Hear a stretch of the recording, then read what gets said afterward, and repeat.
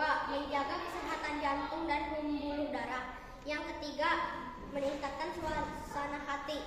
Yang keempat, meningkatkan fokus dalam belajar. Jogging juga bisa membuat kita lebih semangat belajar loh. Saat kita bergerak, jogging juga bisa membuat kita lebih semangat belajar loh. Saat kita bergerak, aliran darah ke otak jadi lebih lancar sehingga kita bisa lebih fokus dan mudah memahami pelajaran di sekolah. Saat jogging, kita bisa merasa lebih senang, rileks, dan tidak mudah stres.